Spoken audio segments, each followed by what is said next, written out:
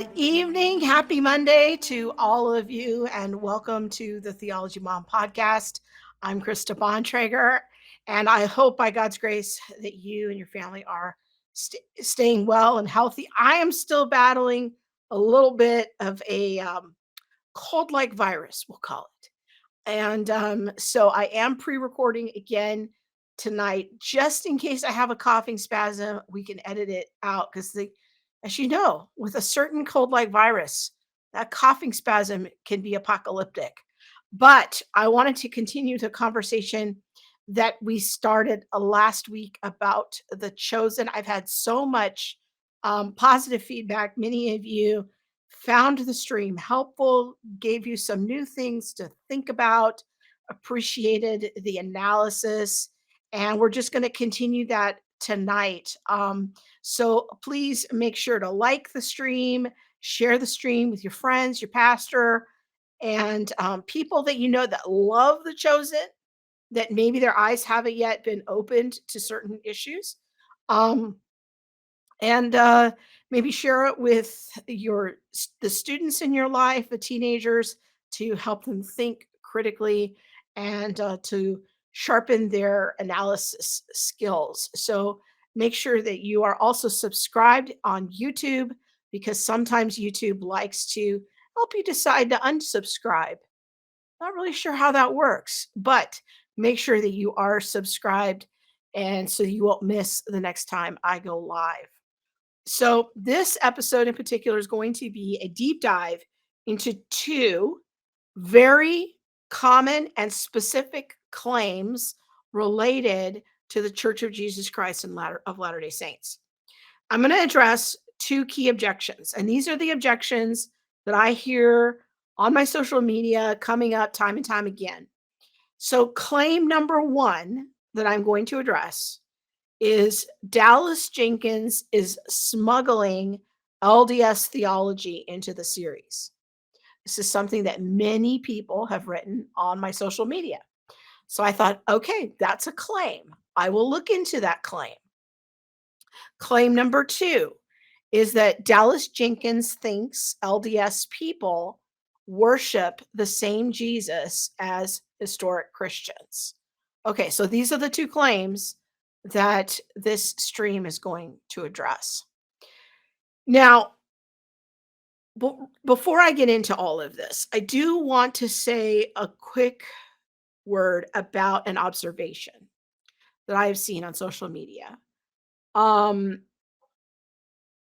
I have observed a lot of, I'm going to call them ungracious comments from historic Christians toward members of the LDS church or about their belief system.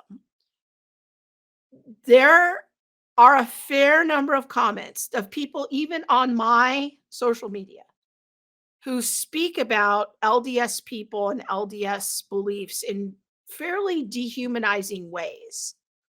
Quite frankly, if I was a member of the LDS church, I would never go seek some of you out for help if I was questioning my faith or if I wanted to know more about Christianity.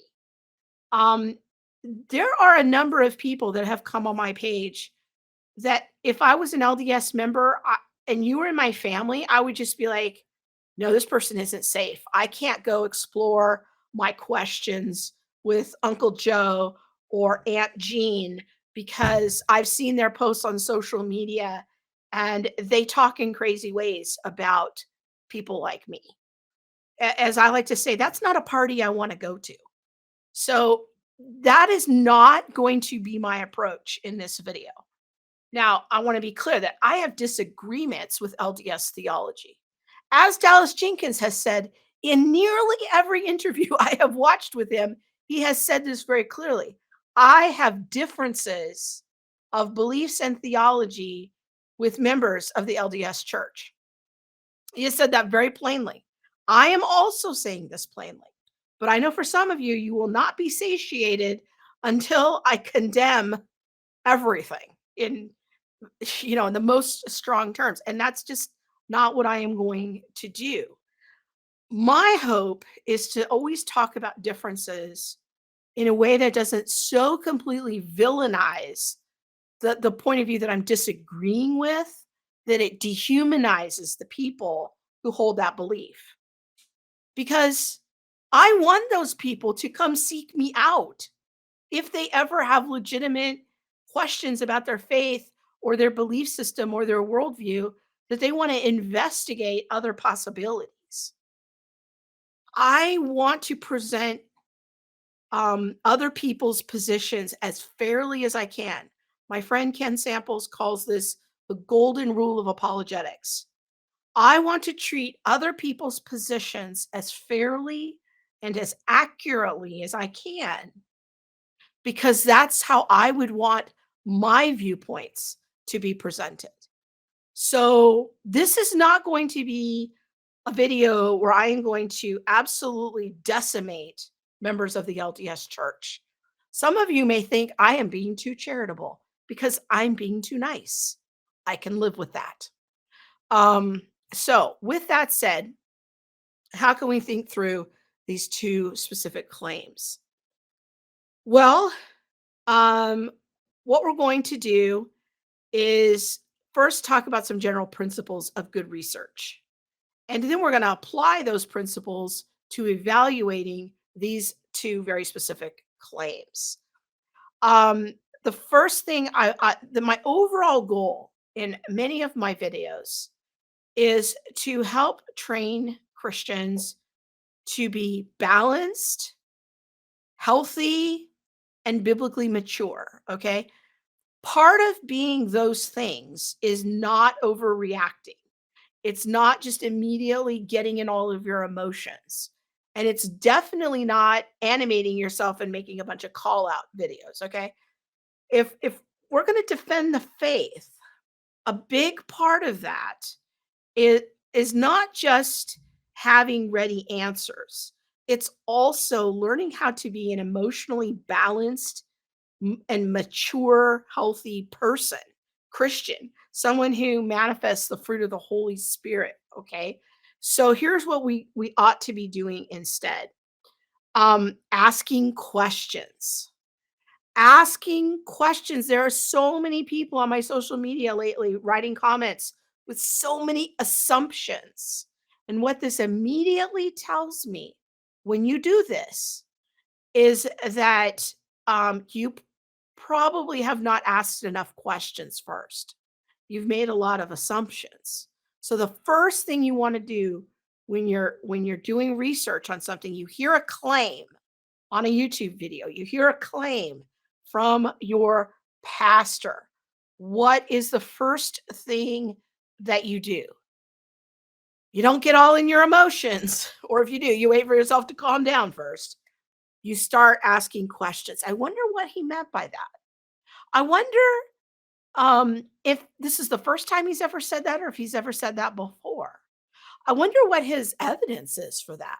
I wonder how he came to that conclusion. I wonder if he could give me an example of that. I wonder how he's defining that term. I wonder if he could explain that to me. So just a few of the kinds of questions that we could ask.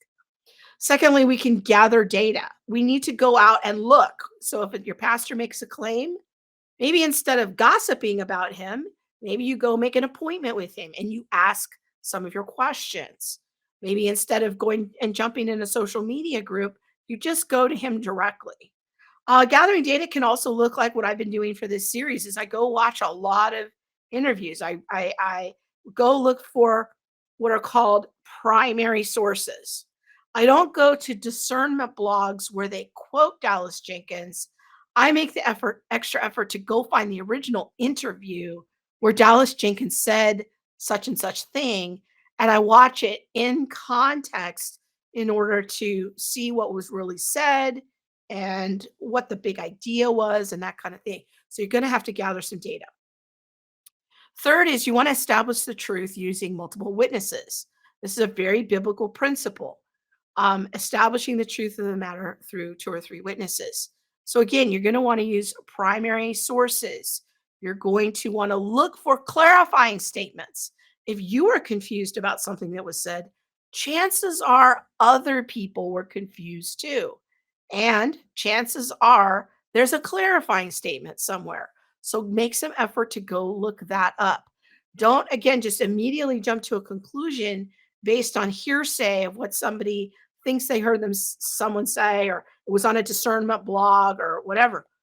Go look up the material, confirm it through multiple sources, look for clarifying statements. Next, you can begin to draw some preliminary conclusions based on all of this data. Now, part of this involves being able to clarify or differentiate between opinions and facts. Okay. Opinions, speculation, and data. I notice that a lot of people don't know how to do this. This is a very important skill.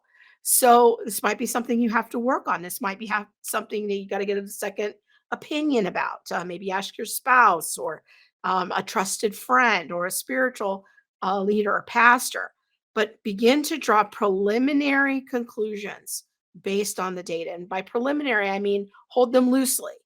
Keep looking for more data, put doubts in it for a while, put doubts in your conclusions while you are still looking for more facts. Next is keep your public comments measured, accurate, and fair. Think of this question. If the other person who held this belief heard what you were saying, would they say you are representing their position fairly? Do you even know enough about their position to restate it accurately? This is a very important skill, okay? And my daughter Emily recently said if we could just stop straw manning each other's positions, we might get to clarity or even unity a lot quicker. I totally agree with her. Um, I hear so much straw manning. And what a straw man is when you talk about another person's position, but you don't characterize it accurately. It's sort of a version of their position, but not the true position.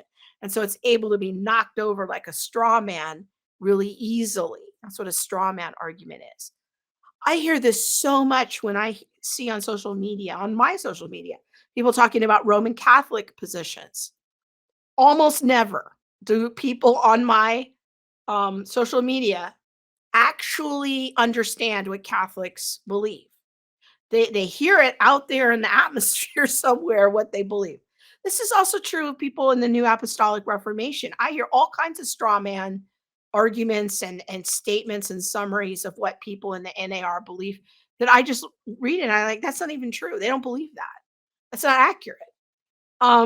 So straw manning is a real problem, and I've seen a lot of this when it comes to the chosen. So make sure that you don't get in that trap. Make sure that your comments about other people's positions are measured, accurate, and fair.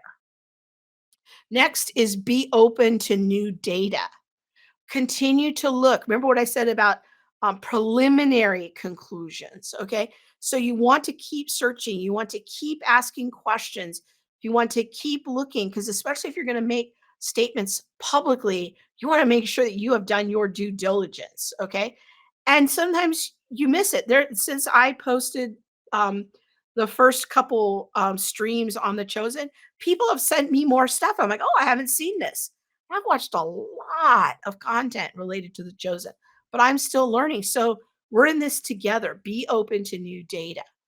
And finally, you are not that person's spiritual authority. In other words, you're not their elder, you're not their pastor, you're not their bishop, you're not their priest. You don't have spiritual jurisdiction over that person that you think is spouting, unbiblical beliefs. So again, if you're going to make public comments about it, be fair, be accurate, okay? And understand your position. So hold yourself with an amount of humility. I feel very uncomfortable, to be honest, making videos where I'm naming names about other people and their what I consider troubling beliefs because I'm not their priest, I'm not their bishop, I'm not a spiritual authority over them. I'm not their elder.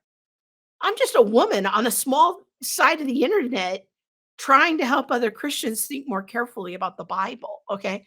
So be careful, be gracious. You could be wrong. You might not understand as much as you think. Okay. So those are just some basic principles of how to research, how to look into a claim, how to work it through. What are the steps I'm going to walk myself through in order to understand this claim better and potentially maybe talk about it with other people? Okay, now let's apply some of these principles to evaluating these two very specific claims that people have about Dallas Jenkins and the Chosen as it pertains to the LDS Church. So, again, claim number one is Dallas Jenkins is smuggling LDS theology into the TV series The Chosen. Okay, so if someone came to me and I heard this claim, step number one, ask questions. The question I would be asking this person right out of the gate is, can you give me an example? Where would I find a primary source for this? How did you arrive at this conclusion? Okay, these would be some of my questions I would be asking. I wouldn't just immediately accept the claim. All right. How specifically does this issue depict LDS theology? Is that an accurate statement? Um, is their example clear? What kind of receipts are they providing? All right. So these would be some of the kinds of preliminary things I would do. And then I would go gather data. I would see if I could find the source for this, the primary source. I would see if it's available in two or three different places, look for clarifying statements, and then begin to draw careful conclusions, preliminary conclusions. So there is we're going to look at a first example here that when I have asked people on my social media, can you give me an example of how Dallas Jenkins is smuggling LDS theology into the series? This is the most common example that people put forward. And it was a line, it was all started a couple months ago when they released the trailer for season 3 of The Chosen. And there was a line in it that some people keyed into and said, "Oh, that is a quote from the Book of Mormon." It's an interesting claim. Okay. So I'm going to play the trailer so that you can see it for yourself. So we're practicing good research, and then we'll come back and we will talk about it. All who labor and are heavy laden, and I will give you rest. A scourge of false prophecy must stop. Jesus, if you do not renounce your words, we will have no choice but to follow the law of Moses. I am the law of Moses. Okay, so that brought you to the climactic line there of "I am the law of Moses." So we hear these words out of Jesus's mouth. The scene is when he is in the synagogue of his hometown. And people within hours of the trailer being released started getting in very heated very quickly. And again, that's not the posture that we as Christians should adopt, in my opinion. We should be known as people who gather evidence. We're quick to listen and slow to speak. It doesn't mean that we don't do nothing, that we're just passive, but we also don't just simply jump into our emotions. Rather, we stop, we pause, we think, we start to gather data. Well, there wasn't much data that could be gathered at that point because the episode hadn't even aired yet. So I made no public comment about it, even though people wrote in and asked me, because for the simple fact that I couldn't gather proper data about it. So if I can't gather proper data, I can't see the scene in context, I'm not 100% sure what's happening. So, this statement allegedly was from the Book of Mormon, It was from the book of 3rd Nephi, chapter 15, and it is in a section here. It says, "And it came to pass that when Jesus had said these words, he perceived that there were some among them who marveled and wondered what he would concerning the law of Moses. For they understood not the saying that old things had passed away and all things had become new." Okay. Now, that's the broad context. That's kind of at the top of the chapter. Scrolling down to verse 8. And again, this is 3rd Nephi 15. This is from the Book of Mormon. "For behold, the covenant which I have made with my people is not all fulfilled, but the law which was given unto Moses hath an end in me. Behold, I am the law and the light. Look unto me and endure to the end, and ye shall live. For unto him that endureth to the end, I will give eternal life." So, this is the passage in question that allegedly Dallas Jenkins took from the Book of Mormon as a way of smuggling in LDS theology, was from this passage in 3rd Nephi chapter 15. I want to take a very quick moment to tell you about my friends at Birmingham Theological Seminary. As many of you know, I have been looking for advanced theological instruction that is both biblically faithful and very accessible and affordable. This is not easy in this day and age. Now, personally, I was not able to go to a seminary where I had to relocate. I just am where I am. I'm not in a season in life where I could relocate.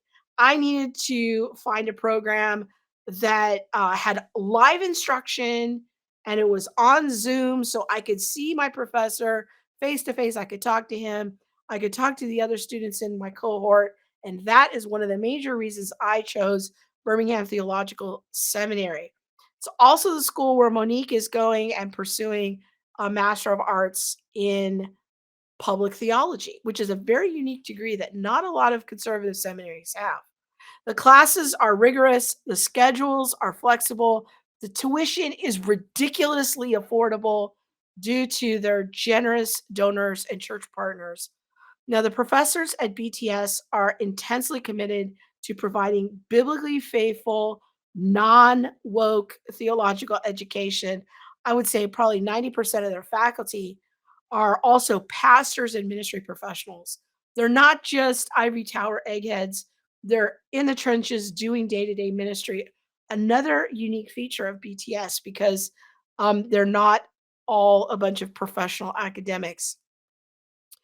At BTS, you get the benefits of a strong academic program, but focused on empowering you to do what God has called you to be, even if that's being a better teacher to your kids. You want to have more education to lead your women's group or whatever you're doing in your local church.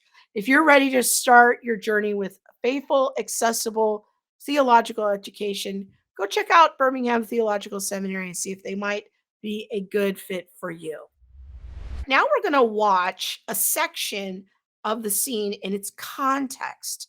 So, if we were to think about the show and we're doing our research, when the show dropped, I think it was episode 3 of season 3, where this scene was contained, where that famous line was, "I am the law of Moses." So we're going to watch just a little section of it. I'm going to give you enough to give you the context so that you can see sort of what's happening. So Jesus is in his hometown synagogue in Nazareth. He goes home to visit his mother, and it's a high holy day. He goes to the synagogue, and because he's a visiting rabbi, he's asked to do the reading that day. And the reading that day is from Isaiah 61. And this is the scene from Luke chapter 4. Okay. but there's some embellishments here. So it's not just Luke's account. Jesus is in the synagogue and he stands up and he reads Isaiah 61, and we don't get too much detail about what's happened. So this is Dallas Jenkins Christian fiction, fan fiction, embellishment from his imagination and in cooperation with his scholar team of something that would be plausible to have transpired in that time. So we're going to watch this scene now. You may be the chosen seed of Abraham. You may be the people of the covenants. But that will not bring you my salvation. If you cannot accept that you are spiritually poor and captive in the same way that a Gentile woman and a Syrian leper recognize their need,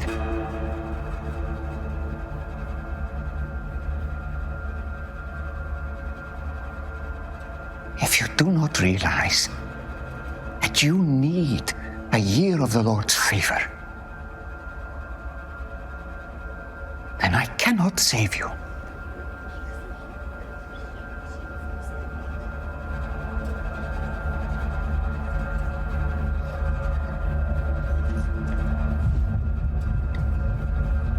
Who do you think you are?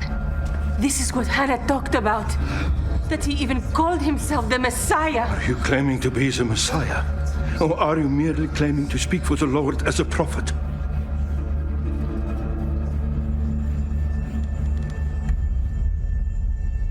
Yes.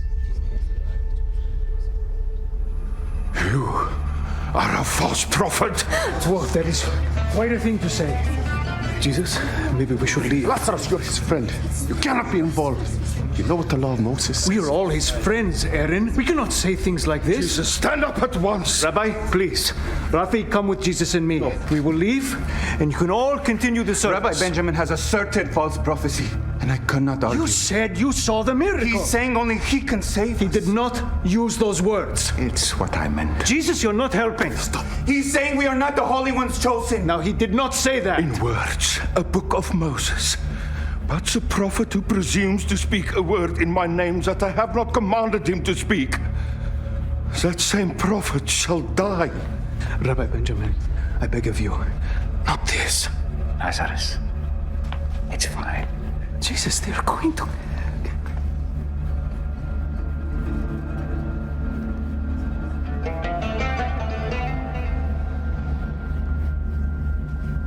Yes.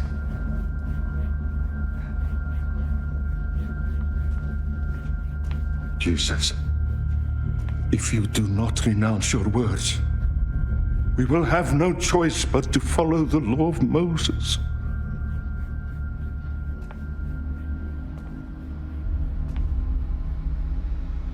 I am the law of Moses.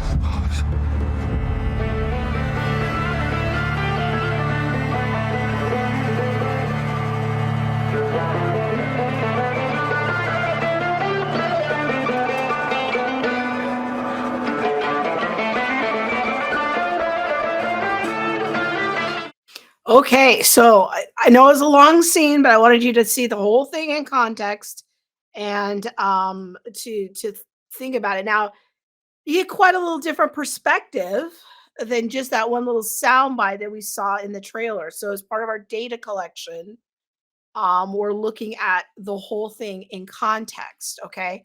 So we're not just looking at that one little statement and then comparing it to the Book of Mormon.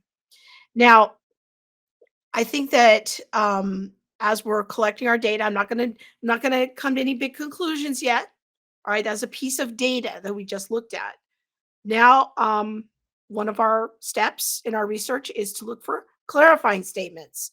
Well, Dallas Jenkins has spoken in a number of interviews about this scene and how he wrote it.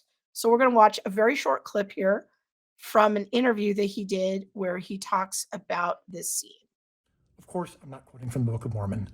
I've never read the Book of Mormon. The first time I spent too much time, I shouldn't say too much time, any time on this, was after people started saying I was quoting from the Book of Mormon. So I went and checked it out. I'm like, actually, I'm not. It's not the same quote. But even if it was, it doesn't really matter, because I still stand by the quote. Who also said the same thing? Charles Spurgeon, one of the great theologians of all time, evangelical theologian, who said Christ is the law incarnate. And of course, no one came out and publicly was saying Dallas Jenkins just took from Charles Spurgeon.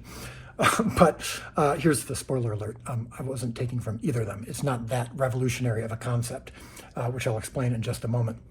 And another thing is my consultants. We have Messianic Jewish rabbi and a evangelical scholar, New Testament scholar, and they read my scripts. I have pastors and I have friends, and who we take this stuff very, very seriously. And anytime Jesus is speaking, we think we want to make sure that we reflect the character of Jesus in the Gospels. They had no problem with it. And so when people are saying, trying to explain to me why it's wrong, trust me, we've already thought through these things. We take these things seriously in advance. So someone just commenting on YouTube isn't just going to make us go, oh my goodness, we never thought of that. So I do believe that it's theologically plausible, if depending on what word you want to use, but we do believe that it's theologically accurate. Christ is the Word. Christ is above all. He created all. He's the fulfillment of the law. He's the replacement of the law. Now, that's not to do away with the law. He didn't do away with the law. In fact, he actually says that. But Christ is the ultimate authority.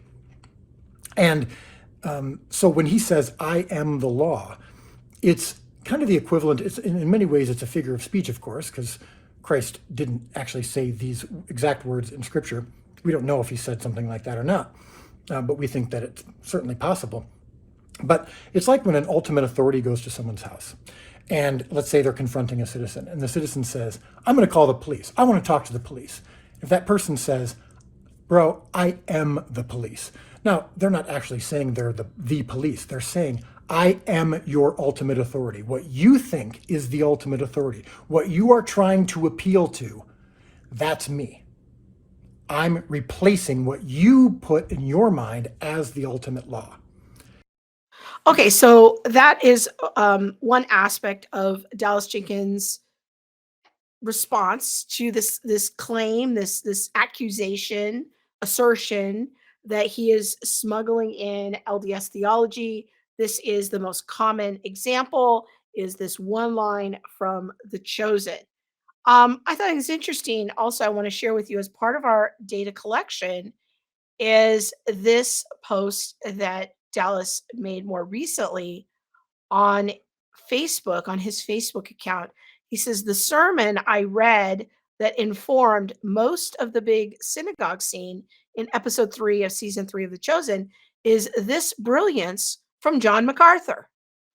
The sermon title, Jesus' Return to Nazareth, Rejection by the People. I think it's interesting that people are so quick to make the accusation against Dallas of taking something from the Book of Mormon. He claims he never read that part of the Book of Mormon. He claims that he got some inspiration potentially from Charles Spurgeon, or that Charles Spurgeon has a quote to very similar quote. He says his real inspiration was a John MacArthur sermon. So John MacArthur, I think we're on fairly stable ground there. So again, I am not in a position, I am not a spiritual authority over Dallas Jenkins. He's a brother in the Lord. I'm not going to call him a liar. That's not my jurisdiction. I'm not an elder in his church. I'm a YouTuber. Okay, so part of our process here is kind of knowing our lane, knowing our place. As far as I can tell, based on the data that I've gathered about this situation, I'm going to take Dallas at his word that he's never read that in the Book of Mormon. He had no knowledge of this line from the Book of Mormon. It could be purely of a coincidence. He says he got inspiration from a John MacArthur sermon, and I do think it's interesting that there are people who are conservative evangelicals who actually agree with Dallas that this is a plausible line. This is just one example that I found.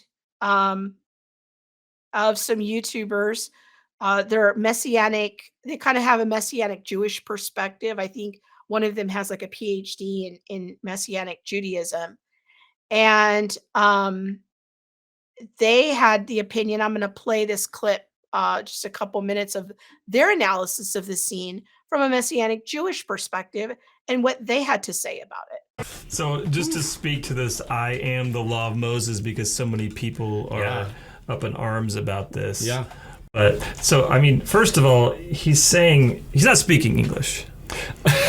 meaning law here is the Torah. It's this, and Torah means really instruction, or even revelation. I mean, he's saying he is the one, he's identifying himself with God's instructions to Israel. Right. And in the first century, there are all these different opinions among different rabbinic circles, and even Sadducean circles and Herodian circles and zealot circles on how to live out the Torah of Moses, how to follow God's instructions correctly. Right. So that's just one example of, other scholars see this differently. So the bottom line of my research so far on this particular claim that Dallas Jenkins is using the Chosen to smuggle in LDS theology, what's your example? The primary example, most frequent example I've been sent that I'm reading is this one line from episode 3 of season 3 of The Chosen. I am the law of Moses.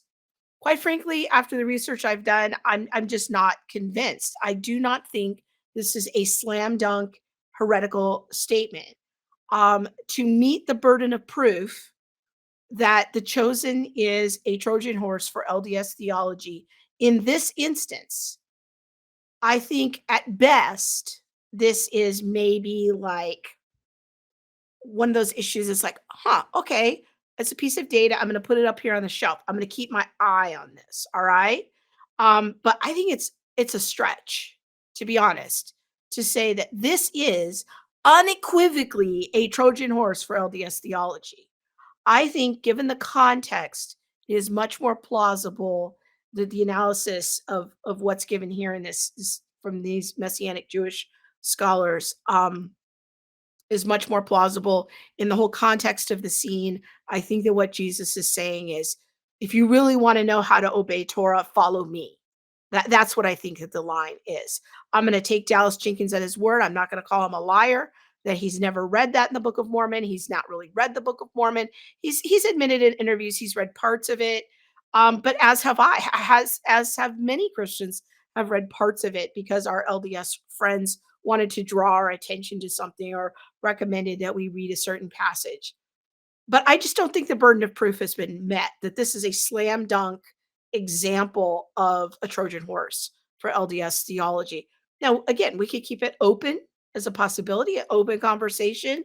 We'll put it up on the shelf. We'll notice it.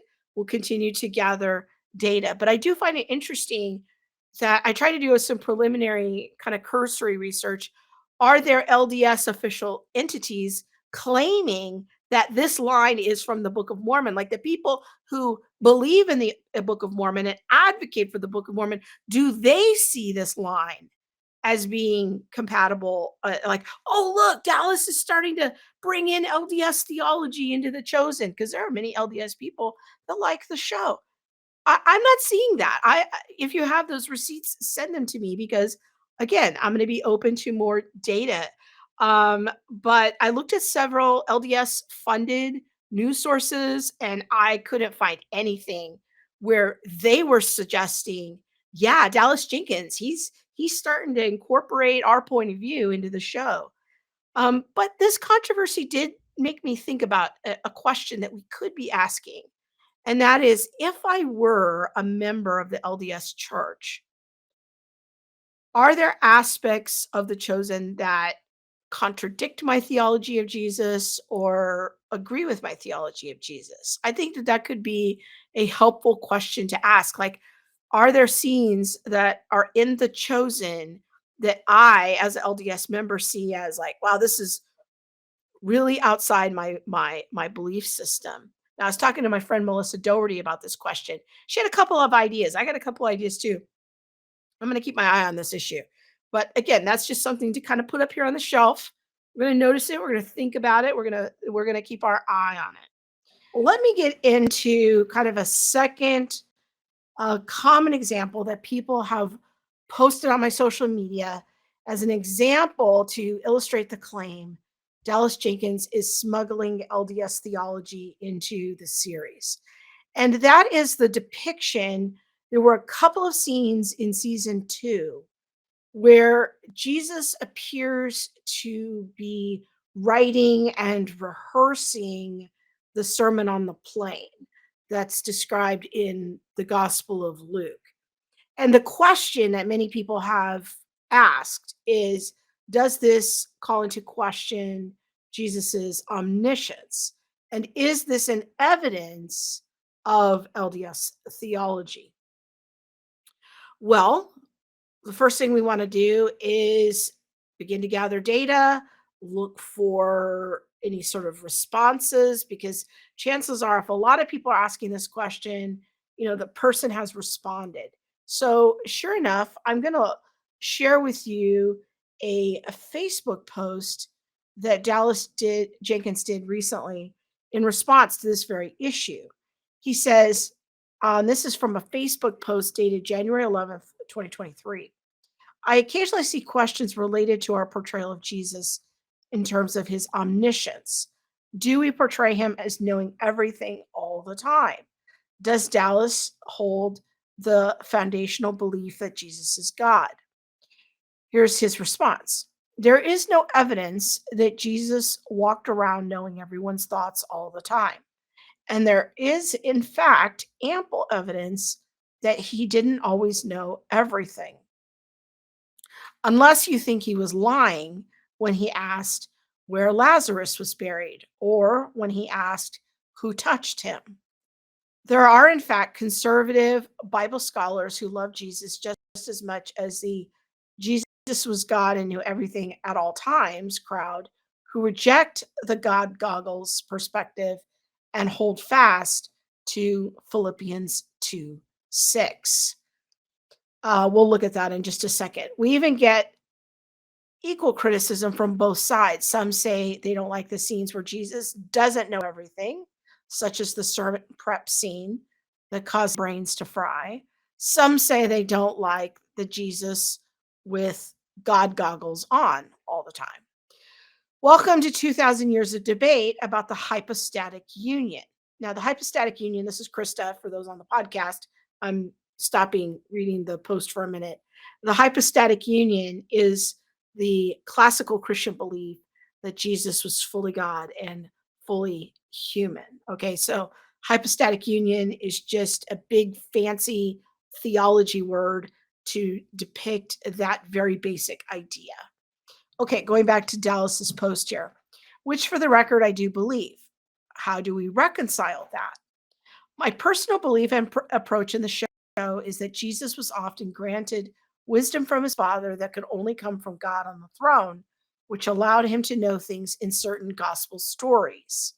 So I'm thinking maybe an example of this here, this is Krista, would be when he said he saw Nathaniel under the tree. And that's kind of a word of knowledge there. I think in maybe that's John chapter 2 or John chapter 4. Let's see. Another example would be when he was healing the paralyzed man. The text says that he knew the thoughts of the Pharisees, and then he replies like, "Some of you would say X, Y, Z," that sort of a thing. But now I'm going back to the post. There are clearly other times that Jesus didn't know, and in fact specifically says there are some things that only the Father knows. Now I'm going to say this is Krista. For example, the often cited passage that only the Father knows the days and the times of Jesus's return, that the Son doesn't even know those things. How do we account for that? Okay. Finishing up Dallas's comment here. There are some commentators on social media who believe they can settle 2,000 years of in-depth debate about this issue with a single YouTube comment. I'm not quite that confident, but I am the one making the show, so my attempt at it is what people will see. if they choose to watch. I suppose we'll find out in heaven who was right or wrong, and if those who were wrong fall under the category of heretical. My guess is the ones Jesus will be most hard on are the ones who publicly claimed they had it all figured out. Okay, so let's look really quick at the verse that Dallas mentions. So we'll take a look on Bible Gateway at Philippians chapter 2. We'll just pull it up here. So this is a very famous passage. It's probably an early hymn in the first century church. And let's kind of start it here in verse 5. In your relationships with one another, have the same mindset as Christ Jesus, who, being in the very nature God, did not consider equality with God something to be used to his own advantage, but rather made himself nothing by taking the very nature of a servant, being made in human likeness. And being found in appearance as a man, he humbled himself by becoming obedient to death, even death on a cross. Therefore, God exalted him to the highest place and gave him the name that is above every name, that at the name of Jesus, every knee should bow in heaven and on earth and under the earth, and every tongue acknowledge that Jesus Christ is Lord, to the glory of God the Father. So the question here that Dallas is alluding to is, what does it mean to say that Jesus was in the very nature of God, did not consider equality with God something to be used to his own advantage? Rather, he made himself nothing by taking the form of the very nature of a servant. So the question is what does this mean? Did he divest himself of his deity, and that he was only a human? No, he did not. Rather, the historic Christian belief is that when God came through the incarnation, through the second person of the Trinity, he took on human form, but he still maintained all of his deity, but that he was leaving beside his glory, if you will, to come as a human person. And so, in that way, Jesus is one person with two natures. I believe that's the technical way we're supposed to talk about it. Um, and historically speaking, um, Jesus has had access to both of those natures at the same time. That he's one integrated whole person. Okay, one person and two natures. So this brings us to these scenes where Jesus is seen rehearsing for the Sermon on the Plain. Quite frankly, I found these scenes a little odd. If I was watching with kids, or people that have low biblical literacy, this is definitely something I would want to have a discussion about. Um, to be honest, I think that some of Dallas's descriptions in his Facebook post are not terribly sophisticated. I get the spirit of what he's saying is that this is ultimately a mystery. I agree. And he has to make artistic decisions about how to depict things. The way that he is conceiving of Jesus's humanity and its relationship to his deity strikes me, and I could be wrong about this, but it strikes me as kind of a version of an ancient heresy called Nestorianism. And Nestorianism was an error, or is the name of an error that divides the two natures to the point that one of the natures doesn't know what the other one is doing. Okay. And before we're too hard on Dallas about this, though, I would say that whenever I have taught on the incarnation, um, and we look at the verse where Jesus makes the statement, um, about only the Father knows the days and the times of his return. And I ask people in the audience, How do you work this out? How is it that Jesus can be fully God and not know the day and the time of his return? 90% of the time when I teach on this, people respond with, oh, well, he was just talking about in his humanity that his humanity didn't know, which is the exact same thing that Dallas is saying. So I think that it's important to differentiate here between an error or even a potential heretical belief that somebody has. I had heretical beliefs about the Trinity until my friend Ken Samples instructed me on a more excellent understanding of the Trinity. Okay. So historically, the way Christians have dealt with this is to differentiate between people who hold erroneous beliefs ignorantly. Maybe they haven't been taught. Maybe they are being sloppy in their language. Maybe they've just never had anybody sit down with them and help them study the matter in detail.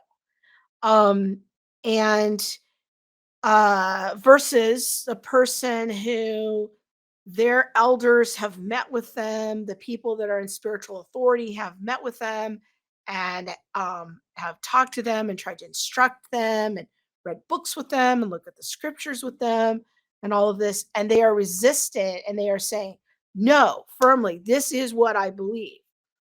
That starts to become an area where historically Christians then engage in, you know, um, more of like church discipline acts. And, we don't historically, people don't anathematize each other simply without investigating, without evidence, without experts being involved. Okay, there is just such this rush to anathematize people because it's so easy now because of social media platforms, because of platforms like YouTube, that all of us seem to think that we're in spiritual authority over everybody.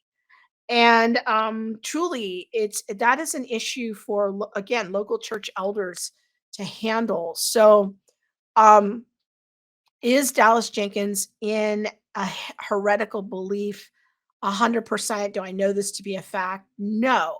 I'm saying that his his views strike me as being out of step with how Christians have historically talked about these things, and I could be wrong.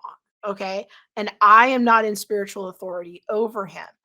Um, does it cause me a little bit of concern? Yes, it is definitely something that I look at as being a piece of data that I'm going to keep my eye on. Okay. But at least I understand his point of view. That he kind of has this view that sometimes the human nature doesn't know what the Jesus's divinity and his deity know, which is peculiar. Because again, the historic position is that Jesus was united. He had two natures in one person. Now, if you want to know more about this, I do have a video on my YouTube channel. I'll try to link to it in the description where I do a teaching on the incarnation. I also did a discussion with my friend Ken Samples on the incarnation that I will try to link to as well. But is this a potential piece of data that Dallas Jenkins is smuggling in LDS theology? I don't believe so. Now, this could be consistent with LDS theology. That could be a possibility. But I think that based on Dallas's statements, he's kind of taking the average Christian approach of how does Jesus not know the day and the hour of his return? Well, it's because he's speaking out of his human nature. That seems to be what he's saying. And again, most Christians I've talked to in my 30 years of teaching theology, the vast majority of them hold that position as well. And it's a position of ignorance. And so again, it's a little troubling to me. If that is his strong belief and he's had instruction and he's resistant, that's a little bit more problematic for me. But right now, I'm just going to kind of notice it. I'm going to put it here as a piece of data, something to keep my eye on. And I would definitely have conversations with people in my life who are just learning and they're on the learning curve of biblical literacy. If they have low biblical literacy, definitely would want to have that conversation with them. Okay, I will be continuing to watch The Chosen, and I will continue to produce more content on The Chosen because I've had such great feedback on these. I think these are helpful, helping people think it through and give people some reasonable analysis rather than reactionary analysis. Okay, I'm going to put a bookmark right there. We're going to come back in the third installment of this teaching series and evaluate the second claim related to LDS concerns. We'll talk about the claim Dallas Jenkins thinks LDS people worship the same Jesus that we do as historic Christians. So we'll give that a full treatment next time. In the meantime, please share this podcast with a friend, particularly if you have a friend who really loves the show, and maybe needs some help having some more analytical thinking about it from just a more balanced perspective. Okay, with that, we will see you next time. Good night and God bless.